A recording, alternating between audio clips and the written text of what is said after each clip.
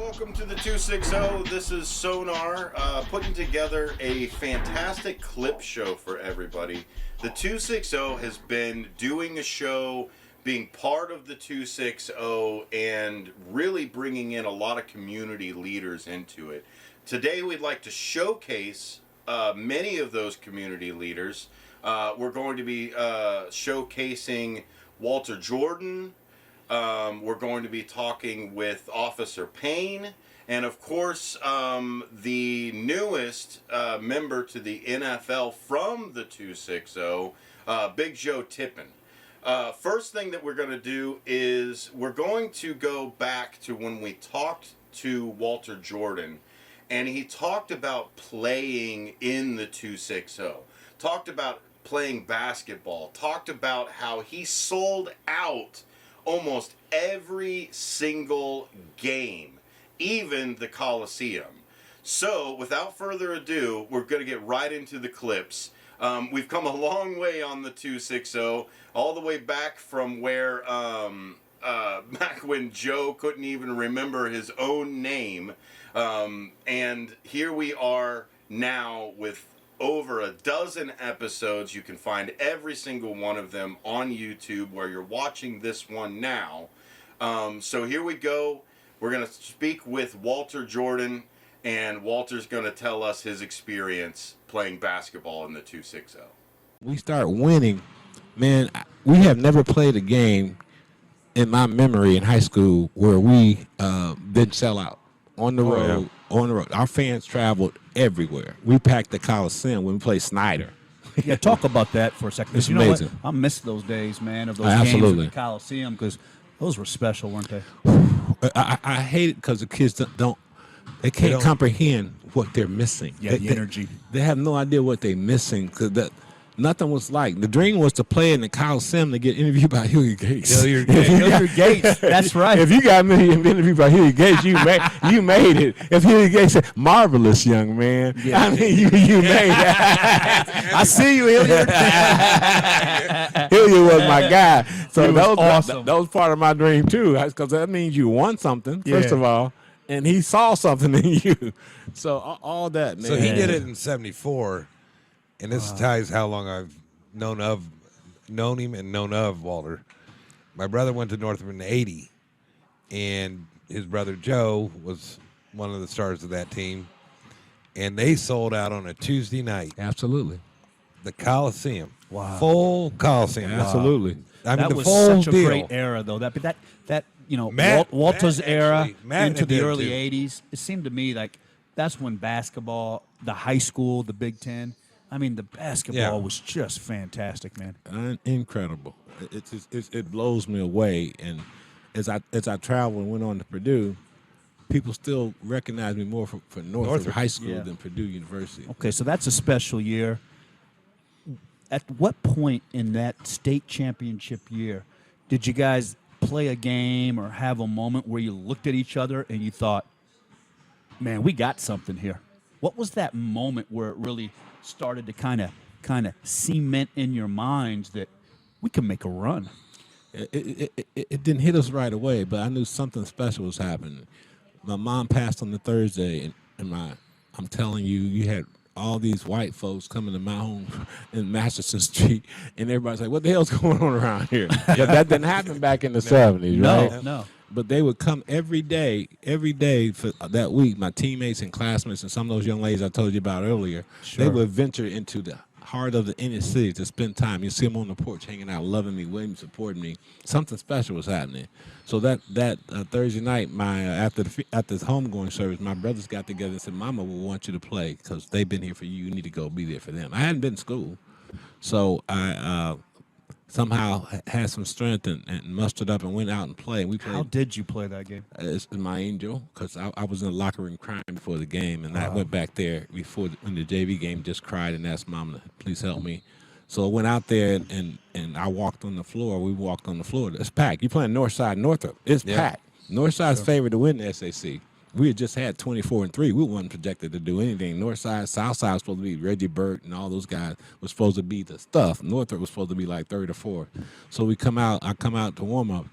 both sides just stand up and Stand up. starts cheering. Wow, that is because I gives you just chills. lost my mom, and I'm just sitting there and Wow. trying, I don't know, I'm gonna make it through this. I don't know how I'm gonna make this, and that's why I say what happened in my life. You can't out bucket list God's purpose for your life. You can't out dream this stuff. You know, I Both tell sides people, standing up for him. Yeah, and you can't make this stuff up. And then with, some second stuff on the clock, I get fouled. We're down 1, and somehow make 2 free throws. We win the game. Wow. If that ain't God, don't bring chills to your mind, and don't let you think something special happening. Wow. So the very next day, we get on the bus to go to South Bend Adams, play South Bend Adams. Herman the helicopter, South Bend that Glenn Hop 7-footer. They got everything right. So we go down there, and they beat us. So they beat us on the way There's back. the one. That's the one loss. I wondered who it was. And on the way back, Mike Muff stands on the bus and he said, "We're not losing anymore." Mike Muff said, "We ain't losing anymore." And Mike Muff, when he speaks, he's big. Yeah, I remember Mike Muff. When he speaks, you listening. Wow. And that was the moment. Yeah, that was the moment where you guys looked at each other. Wow. And that's a great story, Dave. But we had great leaders on that team. We had guys who already was committed to go to college on other sports. Craig Klein was the college quarterback. You had Dennis Hetrick was a hell of a football player with the Ball State. Those guys was stars in their own right, in their own sports. So they held us accountable in practice. They'll come and knock our heads off in practice, and they held us accountable. So those guys are like my brothers to this day. We have so much love and respect for each other. So we had something special, but we ended up going down to Marion. That's when we knew something. We went down to Marion. You know how Marion is. Yep. Oh, yeah. Crazy place. Had Coach Scott and Coach Green, and they never been beat. You don't beat Marion and Marion. That's how long Green was coaching. He was there with Walter. Wow. Yeah, and, you had to bring it in Marion. Yeah. Tradition. So we went down there, and it was tied at halftime, and we ended up beating them by 25. Wow. Second half. Man. That's when you can hear pin drop in that place. We played a perfect basketball. That's when we said, "Hey, man, we can do this." We beat Marion. We can win this. But you guys remember, and you guys can attest to this. I always felt that Fort Wayne didn't get any respect from Indianapolis. That's what we was talking about, the Ivy Tech deal. That's exactly what we was talking about before you came on. So we see it happen all the time when Central Catholic with Tom Rayleigh and all these guys, and Central's with all the great athletes, and Northside had the great athletes, never made the all-star teams. They never did anything. They had to get out of the regionals to get some kind of love, right? The all-star teams, we didn't have people making the all-star teams and all the sports. So that was in our mind too. We got to earn some respect here. We got a chip on our shoulder now. Yeah. Oh, absolutely. So that was part of our rallying cry. And I know, like, you had Eugene Parker, in my estimation, in 74, he's the best player in the SAC. Eugene was an unbelievable high school player. Played for Concordia, correct? Right. He never got out of the sectionals, so he never made the Indiana All-Star team. And because we won and got to Bloomington, people got to see me play, that's when all the magic started to happen. And on that run, as we wrap up this first segment with you, take us through the state championship run. I mean, that's back when I missed the single tournament. Oh. I played in the single tournament. Wow. People don't understand. Wow. I lobbied and begged and fought to Joe. stop them from taking away the single tournament because it was, to me, that was Indiana sports. Absolutely. So take a moment and talk about Absolutely. back then winning a sectional was a big deal. Absolutely. I mean, take a moment and just kind of take us through that journey of having to win a sectional, having to win the day and night in the regional, the day and You're night. playing 2-2-2. Absolutely. I mean, talk about what people just don't realize what kind of run that is. Now they're playing Because, one. I mean, they used to. When I played, and I think it was the same situation with you. They started a day with like 300 high school teams. They'd come out with this draw, and we'd put it up on the board, and we'd say, "Okay, man, we got to go through." Absolutely. Talk about that, Walter. You're 110% right. It hurts me that what Indiana's done to Indiana high school basketball. It's killed it. I mean, the small towns, they loved it. They would shut down the town. The stories they would tell at the barbershops and the stories, the upsets that would happen. And Walter, talk about it. When I played, we got down to the end of the semi-state, but we went through teams that were up-tempo, fast-paced teams. We played teams that would hold the ball. I mean, we'd play a game, we'd score 90 points, and then we'd have to play a team and win with 30 points. I mean, the different towns, the different teams, the different styles, man. To me, that was just the sweetness because you had to be good in so many different facets to win the whole thing. You're exactly right. And don't forget the amazing players. I started thinking about Gary Yodas of the world from Westview and just how good he was. Yes. Every team had the Lozier twins from Logansport. When we people don't realize we beat them by 1 point before we got to the state tournament. They gave us the toughest game in the semi-state before we played Anderson. So you're exactly right, man. The Indiana high school basketball, when you can go and you can dream this stuff about playing these teams, but every team was well coached. Yeah, Every team was well coached. You never had these coaches wasn't vested in these kids. You know, these coaches was vested in the community, was invested in the teams. Today, I don't see the whole community rallying behind these teams where the coaches vested in these kids year round, where they're working with them as a team, as a group. They're getting them in the gyms. They go play travel basketball, different coach, and all kind of other foolishness. That doesn't mean don't build character and the environment you need to win and to get to where you need to go. We had that. We had that environment. We had coaches that cared about us, and we had mutually agreed standards between the parents, the student body, and the players. Those mutually agreed standards. This is what we do. This is our philosophy. This is how we play. We're going to play for each other. You know, you play for the name on the front, but you also play for the respect for the name on the back. And so those are things, man, that I hate to see kids don't get a chance to experience, you know. Walter, what was that? What was it like that moment coming out in the layup line, the state championship game of 1974? You're in the layup line. That had to be surreal. And what were the moments that still stick in your mind when you lay your head down at night and you think of that state championship team, man? What are some of those moments, man? And what was it like? What was the talk before the game, man? What was the locker room had to be? Was it loud, there you quiet? are, man. Well, we saw it coming. It was like we had made up our mind that we was going to do this from the sectional pairing. Remember they had the sectional pairing on Channel 33? Yeah, we all together Hill watching sectional pairings. Hill your Sectional Hill one, your gates, baby. the sectional 1, sectional 2. We Yes. were sitting there watching the drawing because getting out of the sectional back big. is unbelievable. Yes. Because all those teams know you. They hate you. They want to beat you. They don't want you to advance. So it's a war. And we knew it was a war. We had to get out of the sectionals. We got to the regionals. We felt pretty good. You only have to be one SEC team. And every SEC team was really, really good. I mean, we had 5 or 6 teams. There was no bad teams. There like was 5 or 6 today. teams that could have won it. Sure. And so then we got to the semi-state, and the year before, Anderson had blew us out in the last game. They was undefeated, and they had everybody back. So we had to play Logansport, and Mike Muff got in foul trouble in the second quarter. And Coach Dilly was trying to get him out of the game. Then he got his 4th foul in the second quarter. Ooh. So, and Lozier twins went to Michigan, and I never forget it. And I think that's when I knew that I was pretty good because Mike Muff, I got to stand up. who was the man, was sitting on the bench telling me, take over. He was telling me, Walt the ball. You know, Mike Muff was saying, hey, you know, he wasn't thinking about his stuff. He's like, let's go, Walt. We got to get me to the next game. You got to get me to the next game. Yeah. So we ended up pulling that game out by 1 point. So we played Anderson. It was a wrap. We were so fired up in that locker room. It was a wrap. They had to calm us down. And everybody said, man, Anderson's going to blow North about again. They're not going anywhere. We knew we had Anderson. 2 minutes into the game, Tony Marshall, who's a beast. Tony was a beast. He's an Indiana All-Star. He tried that intimidation factor on Mike Muff.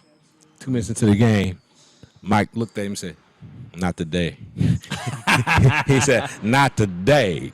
He says, a new day. Referee had to come and break him up. Yeah. Man, you couldn't tell us this is nothing. on. We went in the locker room, hey, we got them. We got them. Wow. And so that's when we know. But when we got to Bloomington, It's Jeffersonville in the championship, wasn't it? yeah, we beat Lafayette, Georgia. Jeff, we had to beat the number 1, number 2, and number 3 ranked teams in the state to Went win. through everybody. Yeah, we had to go. So remember they talked about that conference, NC, what the conference they call down there with Muncie. Oh, and Muncie Central, Newcastle. Richmond. Sure. They always talk about them being the best conference, right? They got the most state Yeah, championships. all you heard about, and nobody picked us to win. I think one sports writer in Fort Wayne picked us to win it, and so we go in there and we felt like we felt like we was a better team. We had put it in our mind that we better than any of those teams, and we were going to bring home the trophy. We wouldn't come down there to coming in second. Nobody knew about us. Nobody gave us any respect. 17,000 fans. When I came out the locker room, here's a story. Jeffersonville's playing Franklin in the first game. We were playing the second game, playing Lafayette Jeff in the second game. Wayne Walls, who later became my teammate at Purdue, he was so damn good. 2 minutes into the game, I had to stop watching the game and go in the locker room and wait till we got to play.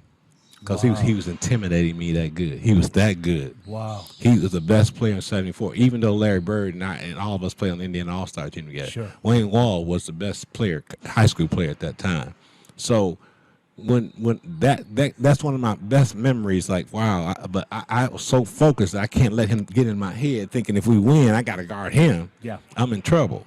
So I was just unconscious. Those 4 weeks, man, I'm telling you, it wasn't me. It was my angel.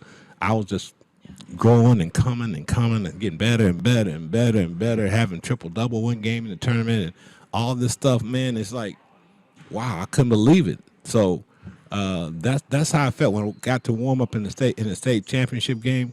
We were just so focused, and they used to call me cheerleader. You guys remember that, right? In Purdue, yeah. Yeah, so I had to calm down.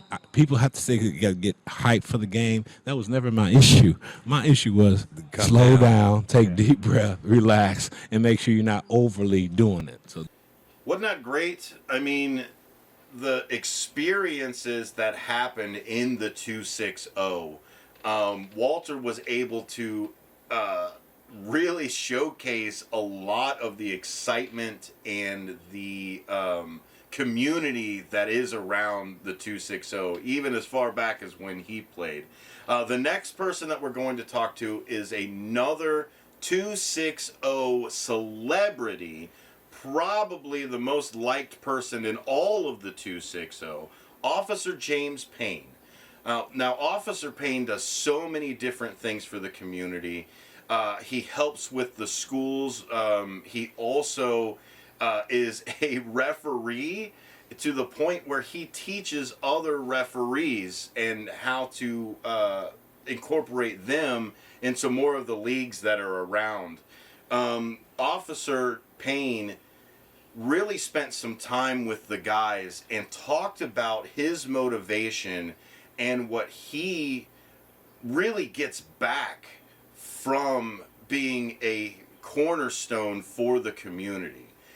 He does so much, but he revels in the fact that this is his purpose and this is what he was meant to do. We're going to try to see if maybe he'll do some other things for us, maybe something in politics, but you'll have to listen to the interview to get the whole thing. By the way, you can also find his full interview on the YouTube page, but for right now, let's listen to the guys talking with Officer James Payne. How did you make your way up to the 260, and then how did you ultimately make the commitment to join the force? Okay. Archie Lundsey was a city councilman, God rest his soul, and he asked me if I heard of Fort Wayne, Indiana, and I said, not really. I've heard of Terre Haute, I've heard of Indy, and but he brought me up here with Coach John Archery, etc., and Carlton Mabel to play football for the River City Rhinos. Correct. And met this gentleman right here with my quarterback. But anyway, we'll talk about that. But we had a good time, and after that, I joined. I worked for Child Protective Services for a little bit. Was it hard taking the pads off, though?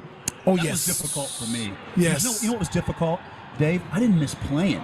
No. I didn't miss being beaten up. It actually took 6 months for my hands to feel better. You know what I missed? I missed the fellas Camaraderie. Yes. in the locker room. Yes. I missed it so bad. Was that how it was for you? Absolutely. I mean, you know, to come here and find again the Corey Johnsons, the Mike Woodses, the Tony Browers, Yeah, ballers. all those guys that were just the 260 all day long. To stop playing and not see those guys on the field was very, very, very hard. Charles Dempsey, etc. And I know I'm just going all South Side, but those are guys. Go ahead. We love Right. I'm the South Side kid. Absolutely, baby. Didn't know that. So that was And, difficult, but you got to the yeah. point to where, like Dave always tells me each day, Joe, what's your purpose? Yeah. So it's almost And, like you had to find your purpose then. I did, and then by the grace of God, he touched me, and a friend of mine had said, James, why don't you try out for the police department? And I'm like, coming from the South, I was like, the police? Well, okay, well, I'll see what happens. I was able to be accepted into the Fort Wayne Police Academy, and from day one, the staff at the academy, they were amazing, and they showed me so much more about being a police officer. People have their impressions of police. However, you are your own person, and you bring a quality to this world. God gives everybody the ability to do something special, and you can do that still being a police officer, and I just embrace that and happy about it. 20 years later. 20 years later. I'm going to say something a little bit controversial. Okay. You are probably the most likable person in the 260. Dave always schools me in politics. We talk politics a lot. A lot of people don't know that. Dave always talks about, Joe, for a politician to break through, they must have likability. I was out watching you ref the Homestead-Columbia City game. I'm out in Whitley, okay? Yes, You're sir. reffing the game. Whitley's down about 20 points. All I hear in the stands are how much those people love you and stories about you. It's everywhere he goes. Everywhere you go, I'm telling you, this is going to be a little controversial. This will probably get a few retweets. These politicians that we have in this area, and I'm no fan of politicians, they all would die for your likability. You have the ability, with your likability, you could be the congressman. And you know what? There's the open seat. I tell you what, there's an open seat. These politicians are always running for the next job, okay? And I see your sweethearts over there laughing. These politicians always run for the next job. Brother, I'm telling you, man, they don't have the likability that you have.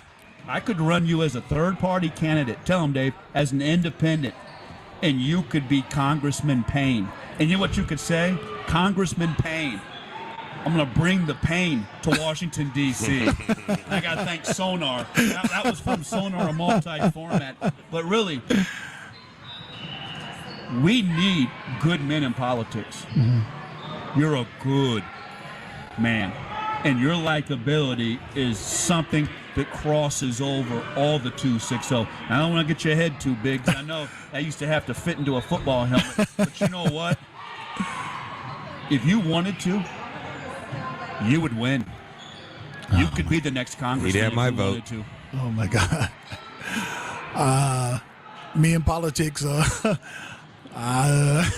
you know why? Because you're an outsider. But that's what people crave. You're honest. You tell the truth. yes. And what I love, too, about, like, your work over at Lakeside and what Dave and I talked about, you always talk about prevention. Yes. You don't want to be that officer that just shows up No. when it's all over with. Right. You've dedicated your life to prevention. And I know that the saying you could be the next congressman, I'm telling you, you could. Wow. And those are the people we need Yes, in sir. the 260 as leaders. So that's going to probably get out a few tweets and this and that. But I love it, man. Congressman Payne, Dave. It has a ring. Well, I tell you, I'm honored that you think that. I love you guys, but Lord, have mercy. That'd take some strong prayer. Strong prayer, man. Yes, sir. I want to head over to officiating. I'm sorry? I want to head over to Yes, sir. officiating. Yes. So, how did you get into it? Danny Nolan, as well as Judd Raver, and a couple of other gentlemen had asked me if I was interested in being an official once I completed playing. And initially I was like, oh, okay. And I thought about it. I can be at the game. I got the best seat in the house. And I can And stay in shape. understand too. And also, I feel as though God called me to work with kids and work with people. And I want every person that I come in contact with to know that whatever they're reaching for, they can go get. I like your It's all slogan. possible. There's rules in athletics just like life. Absolutely, absolutely. And every player that I've come in contact with, from Bernard Pollard on and all the guys, and I'll tell them, go for it. Go get it. It's yours to go get, and I feel like that would be my testimony. We was talking the other day, and you told the Ross kid at Dwenger, Yes. come on, Get busy. Yes. And look what he had a heck of a game. yes, Heck of a game. and that's what I want kids. I mean, I try to encourage them because you're not promised tomorrow, and not everybody's given the athletic ability that a lot of these kids have. A good friend of mine is Brian Bollinger. He's an NFL ref. Yes. You know him. Yes. And I asked him, I go, he started right when he got out of college. I go, why? Why do you want to be a ref? He goes, I miss the grass. I miss the lights. Yes. There's nothing like coming to a high school game, smelling the popcorn, remembering as a high school player, and then seeing the fans and coming out of the tunnel and adjusting your pads and just, you feel this feeling of just, this is on. As a referee, you feel the same way. And then on top of that, you get the luxury of teaching kids how to play the game the right way and encouraging them not to be scared, telling the guy, hey, don't bow down to him. Yep, he puts his pants on just like you do. Go get it. Masculinity. That's it. Controlled masculinity. Yes. And I agree. And it's funny, we're getting older. Yeah. But each fall, that's that cut of that grass. And I drive by those schools and I hear We're running out of grass. Yes. I mean, it all comes right back, doesn't it, man? Yes, it And does. It's just like the lessons you learn, Yes. the discipline, the toughness. I had a coach one time, he says, Walburn, you know why we huddle up each time? Well, of course, to get the play and then call the play. He says, no, you idiot. The point of huddling up every time is it's about life. Football's about life. You get knocked down, you got to get back up and get in the huddle and play for the next play. And that's how life is. You got to get back up the next day Yes. and play for life. And that's why, man, we love you so much in the 260, man, because your positivity, man. It's a message, and you live that message. Yes. The first time I ever met James, my oldest son, who is now 30, he pitched in college also, but he's a Woodland kid. It might have been a travel baseball, but it was down at Indiana Tech. And James is behind the plate, and he's going like this. Come on, big fella. You're right there. You're right there. Yes. You work with the kids. Exactly. And then my youngest, who's just finished up playing, you was doing his college games at Yes. St. Francis. Absolutely, and that's what I love. No one comes to a baseball game to see walks. You No. know, That's right. Everybody wants to see. Everybody wants to see the ball hit. So I tell these kids, hey, swing that bat, Yep. because you're gonna get a pitch, and if you don't get it, Be ready. yeah, be ready. So you've done 6 state championship games in baseball. Yes, sir. But what is your favorite? Out of all 3, what is your favorite? Nothing like football.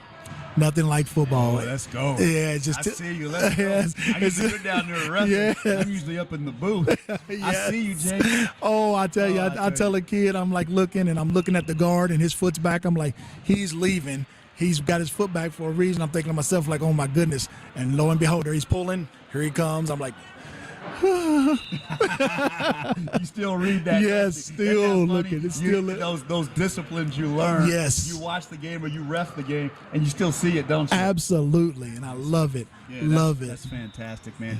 You know, Are you doing any games this weekend? Yes, sir. I have the 3A game at noon, so I'll have Northwood and Dwenger. oh, you got the Northwood and Dwenger game. Yes. Wow. That's Now what I'm going to I tell you, we were talking on here. Northwood is the team to beat in 3A. Yes. Dwenger's huge, though. Yes. I think, James, whoever wins that game It's state champ. is going to be your state champion. Absolutely. in 3A. Absolutely. Wow, what a great get And, for a game. and both coaches are so amazing. I love Matt, love the coach from Northwood, and I just want both of them. My pregame conference is going to be, go get it. Go get it. Have you done a Northwood game this year? I have not done a Or Northwood last year? game. Actually, no, but the last They time I got did a heck of a Northwood, player, Cade Brenner. okay. Last time it's the funny thing is the last time I had this game about 8 to 10 years ago at Blackford, and Fia Cable and his class beat Northwood. Wow. And went to semi-state. wow. And it was amazing. And So those guys Brenner has a hope. That's fantastic. so yes, the journey from Murray, Kentucky to the 260, yeah, to joining the police department, to officiating. Has James Payne found his purpose in life? yes, And my purpose in life is to touch the lives of others and make them know that God has a purpose for them. They're here for a reason. God has got people here for a reason. And it is to take care of business, preach his word, and love each other. That's absolutely beautiful. And looking back, what would be the advice you would give a young James Payne or the kids you mentor in the 260? What's some of the message that you give? Because times have changed so much, brother. Yes. I mean, we're getting older, man. Yes. Time moves on. Has that message changed the last 20 years, or is there a different way you have to deliver it? How does James Payne now reach James Payne when he was 18 years old? I tell James Payne, don't be lazy. Take advantage of every opportunity, every second of the day, and work at your craft. And not only that, give God the glory for the information and the ability and wisdom he's giving you. Use it to your advantage and take care of business and go get it. We're going to wrap it up there, man. I want to say one more thing to you. I have a 10-year-old son. If there's one man that I would want my 10-year-old son to grow up and become as a role model, it would be you, brother. Oh, Joe, it means I think that's all the 260. It's the whole 260. And you know what? Don't give up on Congressman Payne. Yes, sir. We can raise some money. I'll put $100K behind you, baby. We Yes, can sir. raise some money. I'm telling you. He's got it. Congressman Payne. I love it. But you know what, brother? When your name's mentioned in the 260, it'll always be mentioned with pride, man. Thank you. Everybody at the 260 loves you and respects you. And I love them. And God bless you, man. And God bless you, man. Officer Payne, Dave. There you have it. You and Dave are amazing, y'all. Thank Great. you. Thank you. It is incredible to see Officer Payne driving his motivation not only from above, but the people that are around him. So let's talk again about another fantastic athlete that has grown up in the 260, has gotten that community support around him, and has finally made it to the big league. Joe Tippmann was drafted just this last draft, and he explains not only his journey and the excitement that he's had going up through college, but also to represent the 260 in the Fort Wayne area in the NFL, following so many greats as well. Joe also lets in on his secret and why he was successful on getting into the league, and a lot of it is about flexibility. So stay tuned. Here is a clip directly from the full interview. You can find it here on the YouTube page of Joe Tippmann. He's going to be in the NFL. How tough and how intense was it to make that jump to play Big Ten football, Joe? Yeah, so I mean, it was a tough transition, but that was something Coach Fabini helped me with a lot. You know, he was kind of Having him in your back pocket's pretty easy to do. Yeah, it's a good resource. I mean, he kind of helped me get ready for that transition and that I guess that jump that I was going to be making. So, you know, I came in physically ready, and you know, there's a whole nother mental aspect that comes to the game. But you know, kind of that Coach Rudolph told me going in there. He said, you know, you're going to be a scout team guy your freshman year. So I kind of just, you know, I guess locked that in, stuck to my role, and I mean, just got after it on the scout team. And you know, I was going against great competition all year long, and it helped me. I guess in the long run to be able to make that transition into Big Ten college football. Take a moment. I've got a great story about Jason Fabini, but take a moment and tell us how much that mentorship and how much it meant to you to have Jason Fabini, not only in your life for football, but also there for you personally. I mean, it's been huge, you know, especially, I mean, I've been going through all these meetings with all these NFL coaches and everything. And that's something I bring up in every single one of them. I'm like, I had Coach Fabini coach me from 5th grade through senior year of high school. And, you know, not only that, he was there for me, you know, to make that transition from college or from high school to college. And then now he's been there for me for making this transition from college to the draft. And, you know, he was also a resource in when I was trying to make that decision, if I wanted to, you know, stay in college for another year or go. But he's been someone that's in my corner pretty much ever since I can remember. And then, every time I'm in town, he's taking me out for lunch, breakfast, dinner, and always. Imagine that bill, Dave. Oh, Imagine that bill, those Brummy. two big boys eating. I got a great Jason Fabini story. It just seems so right that you're in the draft this year. 25 years ago, Jason Fabini was picked in the 4th round by the New York Jets, and Dave and I have been watching kind of the progress of Jets you. had the 42nd and 43rd pick. Yeah, we're kind of thinking that could be a real possibility right there in one of those picks for you, Joe. But, Jason Fabini gets picked by the New York Jets, starts the first game of his rookie year, okay? His uncle was a guy by the name of Frank Lombardo. We're all down at the bar, Tubby's, Lombardo's bar down there on Broadway, down there across from Wendy's, all the way down from Steve Shine's place down there. And we're all there on the opening day of the NFL regular season. The Jets are playing the San Francisco 49ers, and we're in there celebrating Jason Fabini.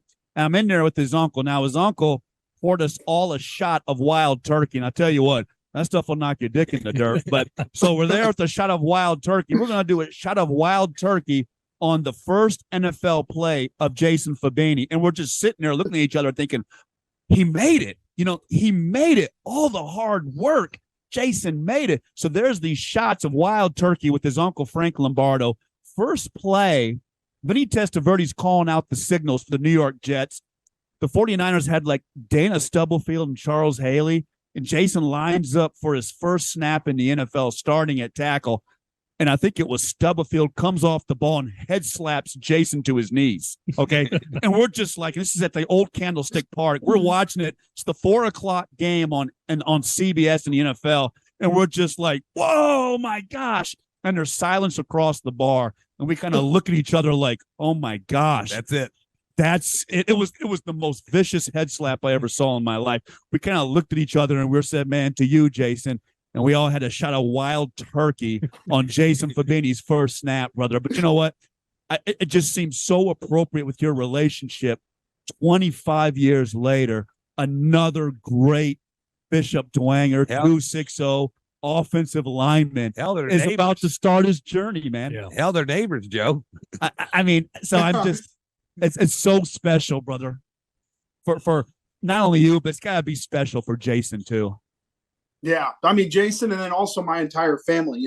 I've been gracious enough to have coming from a big family, the level of support that I've gotten from all of them. My parents and then all my siblings. I don't think I had a game here at Wisconsin besides the COVID season where I didn't have at least one family member that was either in Wisconsin or at all my away games too. I always had someone there. So just to be able to have that level of support.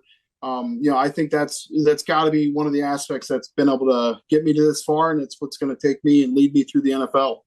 I know you have a lot of cousins, but look, young Levi, he loves you. Yeah, he is. That kid is special.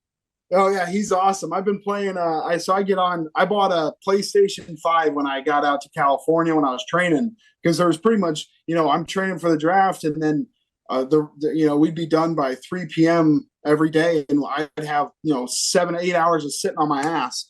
So I bought a PlayStation 5, and I've been playing with Levi and my little brother Jackson. And they're Levi's out there kicking my ass, and whatever games we're playing, but it's awesome. I love that kid. Joe, you talked about your relationship with your father, your great uncles. The Tippmann name commands so much respect in the 260. Take a moment and talk about your mother and how much she's meant to you, through this whole process. Oh yeah, she's been awesome. She's been has always been my biggest supporter, and I credit her to me finding my love for kind of like off-season training, because I played basketball from like 4th to 6th grade, and I hated it. I was real bad at it. It wasn't my sport, so I was begging her to quit, and she I actually was her and my dad kind of sat me down. They're like, well, if you're not going to play basketball, you're not just going to sit on your ass the whole rest of the year.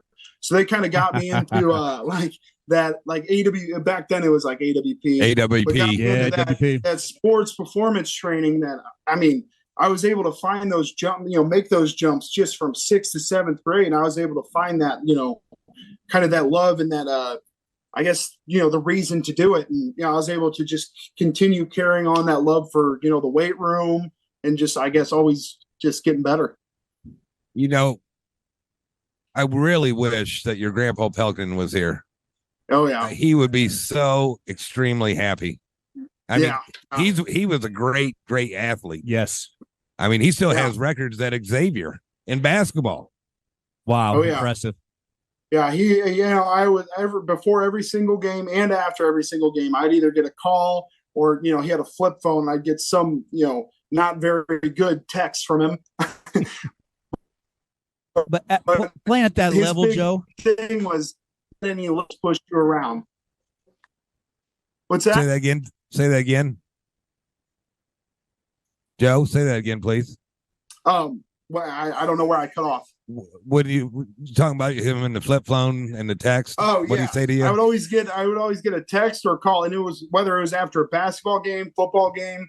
It was always his big thing was don't let those little assholes push you around. He didn't like short people. Yeah. Hey, Joe. Yeah. Playing at a major level, I mean, playing Big Ten football, and now you're going to play in the NFL. What do those little messages mean to you before games? If a message came in from when your grandfather was with us, or your mother or your father or any family members or friends, somebody who's playing at the highest level, what do those messages mean to you? Yeah, it really means a lot because, there's so much going on right before a game. I do little things to bring myself back down so I'm not getting, elevated too high and I guess too much energy before the games and everything. But, seeing those texts as I'm, listening to music or kind of putting my pads on, it kind of, really helps to bring me back down and kind of, I guess, remind me what I'm doing it for. And, so, I mean, that's always been something that really helps me. That was a drastic move to center. Tell us a little bit about that and the faith that you had in the process, because going from tackle to center is a big change. I mean, before you say that, I tell everybody, just stop and think. He's 6'6". He's at Wisconsin, and they put him at center. That's how loaded you guys are. Yeah. It was a big jump, and it was a big transition. So when I came in my freshman year and I was playing on the scout team, coach, our scout team O-line coach at the time wanted me at center just so that we would have a big push up the middle and, all that stuff. But he would also throw me around to, the puller. So whoever was the pulling guy, he'd make me go out there. And I think that's kind of what helped me to get to where I am today with my pulling ability.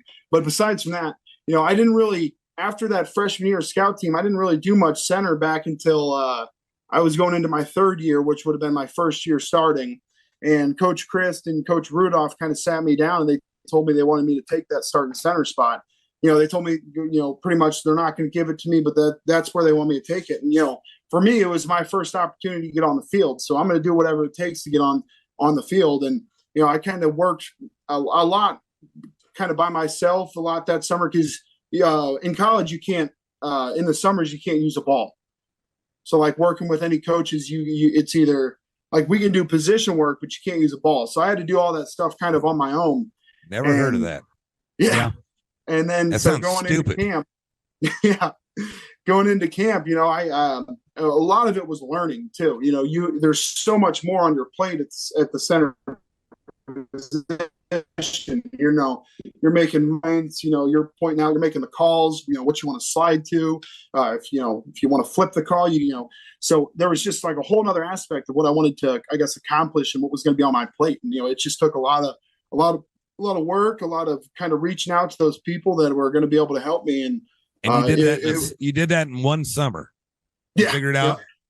Wow, that so impressive. Very. So impressive. And it's funny when we read the scouting reports of you, they talk so much about your hips, how fluid you are, how you can get to the next level, and they love your size and strength. And I read you have a 635-pound squat. Yeah. I mean, that's incredible. But what's funny too is the only thing they're a little bit concerned of is at the center position, they think you're almost too big and too strong, which we laughed about because we went through your whole scouting report.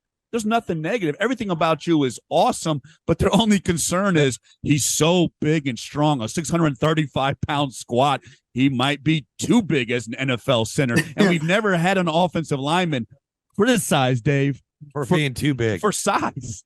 Yeah.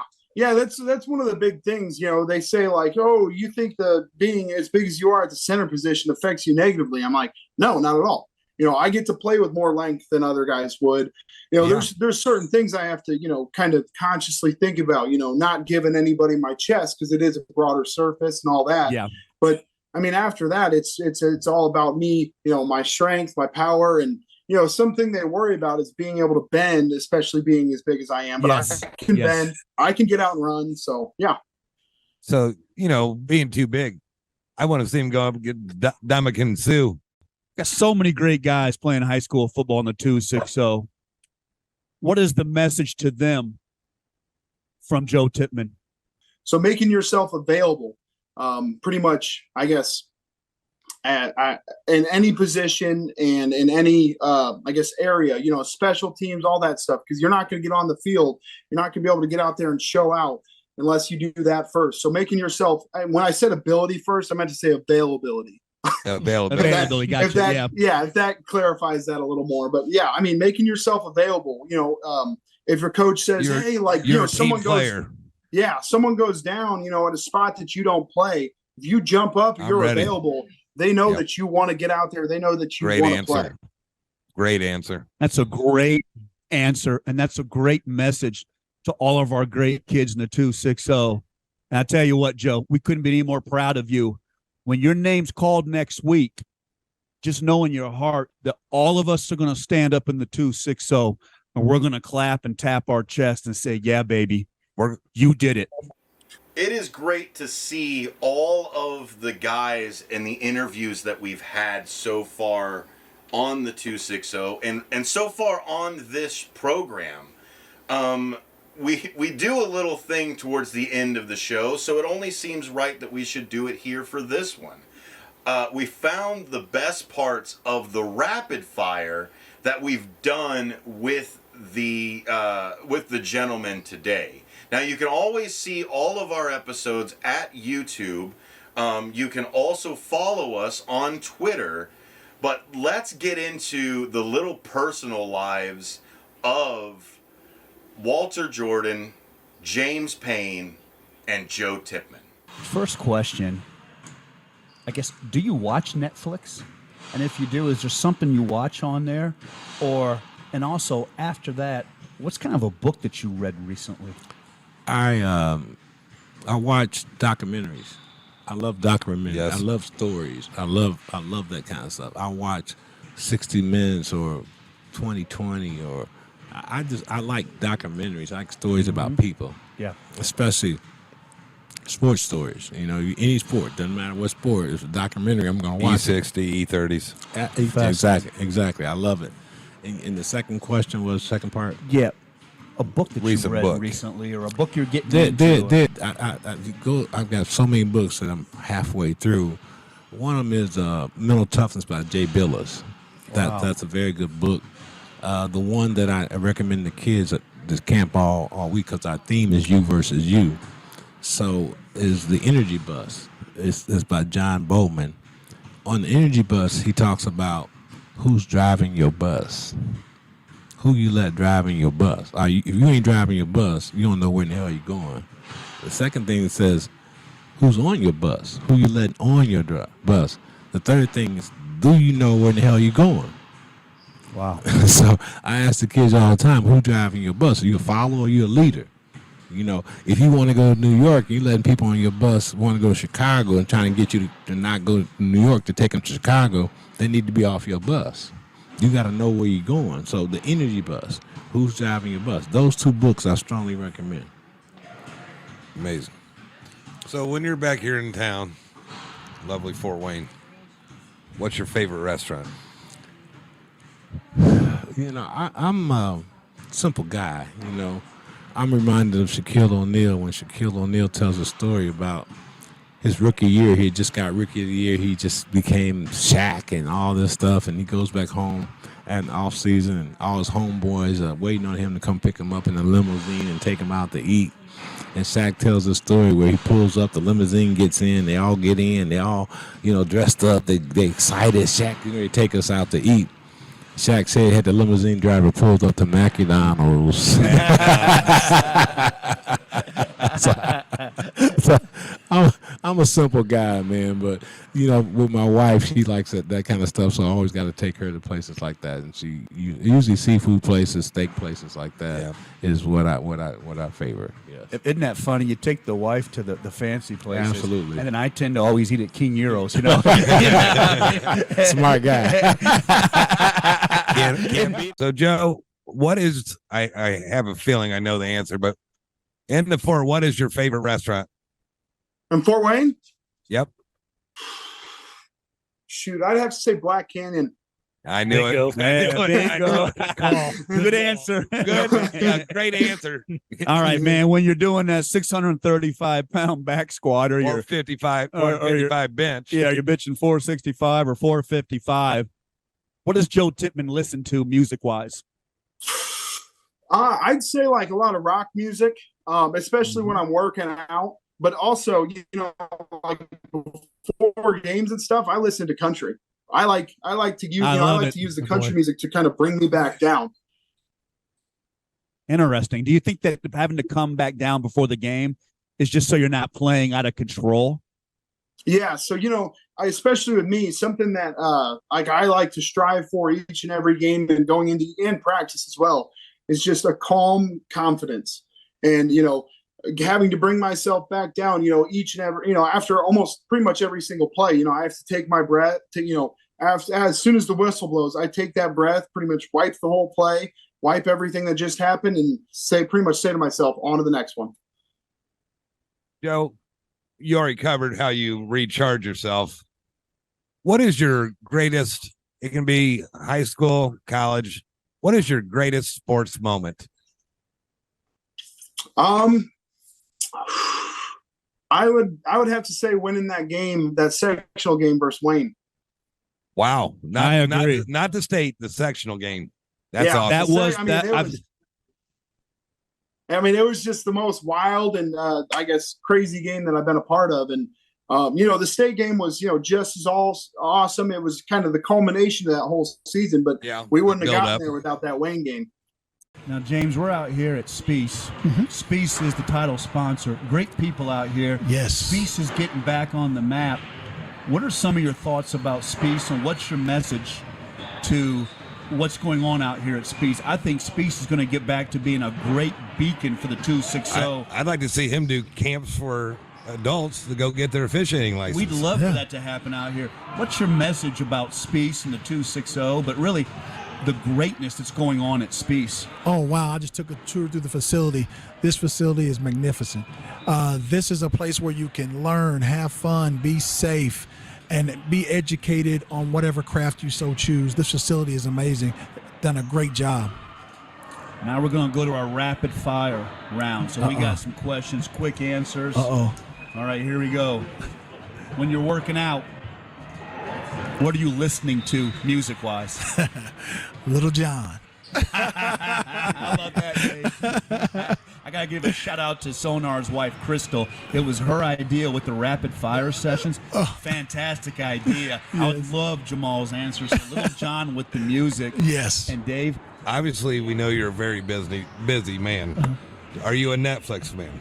I am. I love Netflix. What are you watching? Actually, the last thing I watched was Chris Rock. Oh, really? Yes. Really? I've heard that's pretty good. That is. That is. What's your favorite restaurant in the 260? Or give us a couple places that you love to eat at. Oh, my goodness. Buffalo Wild Wings. Shout out to Jason Fabini over at the Black Canyon. That's two right there. That's two. That is the spot. Also, Granite City. Halls on Coliseum. I ate there today. And any place you go here in the 260 gonna get you. What's your favorite Mexican? That's agaves or Guadalupe's. Wow, Guadalupe's. Yes, Great answer. Yes. Okay. I don't know if you ever recharge because you have such a positive motor. But when the great James Payne recharges, where do you go or what do you do? What does that look like?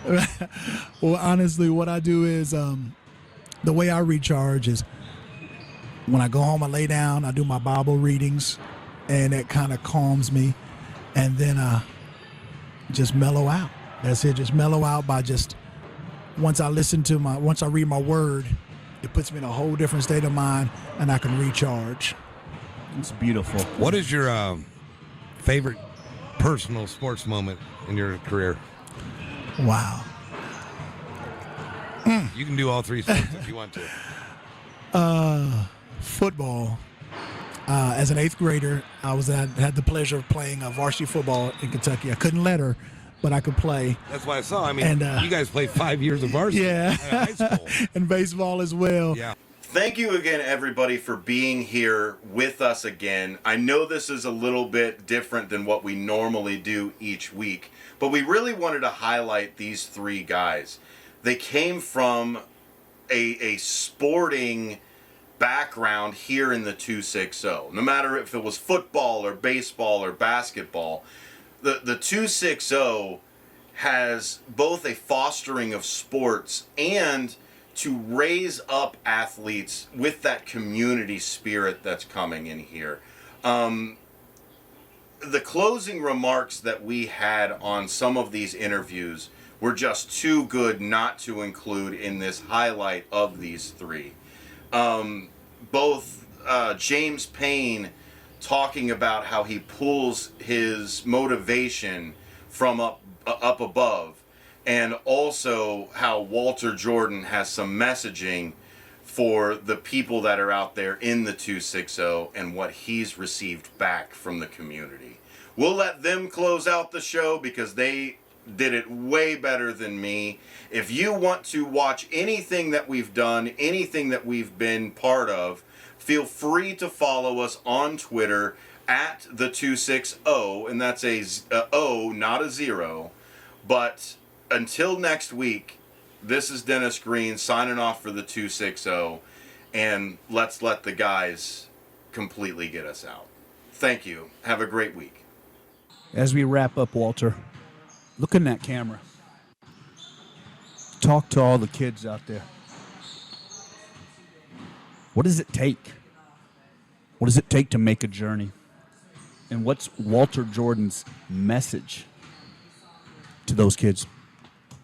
My message to the kids out there is that you was born to perform at a genius level. You were born to perform at the genius level. You are an eagle. You were born to fly. You were born to win. You have greatness inside of you. You have greatness in your DNA. Find out your history so you'll know who you are. Find out who God says you are. God says you're a conqueror. God says you are a king. God says that he wants to bless you beyond all means. I tell kids all the time, 3 things I know for sure. The devil has a serious game plan for your life. He wants to destroy you. He wants to snatch all your dreams. He don't want you to have anything in life. He don't want you to be happy. I said, that's the bad news. The good news is God has a serious game plan for your life. He want to fulfill all your dreams, all your dreams. It's humanly impossible for you to reach those dreams. To reach those dreams, the dreams can't be bigger than what God's dreams he has for you. He has a serious bucket list for your life. The great news is this. You get to choose. Are you going to follow God's game plan or Satan's game plan? You get to choose. Every day you wake up, you get to choose and make a decision. It's not you against the guy in that other jersey or the guy with a different color face than you or a different religion than you are. It's you versus you. It's you versus you. It's what you think. It's what you believe. It's who you are. You've got to find out who you are. No excuses. There's no excuses in this world. And there's no free lunches either. So you have to make up your mind that you're going to be great. Trust in the Lord. Faith over fear. Go to work. grind. Most people want to start at the top, think success starts at the top. The only time success starts at the top is when you dig in a ditch. Be careful, because that's also how you build a grave. So make sure you understand the grind. Inch by inch is a cinch. Let's go to work. That's amazing, Joe. And that was pure greatness. Yes. Walter Jordan, a name that will always be spoken with pride in the 260, Dave. 260 is very fortunate to have this man. So very fortunate. I mean, when I look at that skyline, I'm thinking we are fortunate to have you.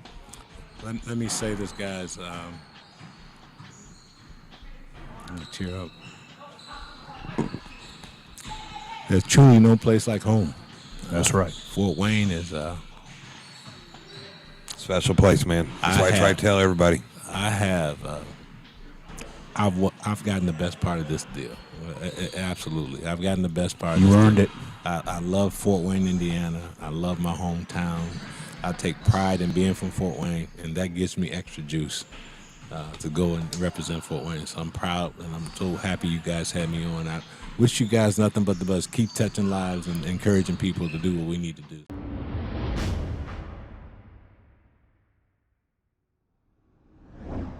I see you.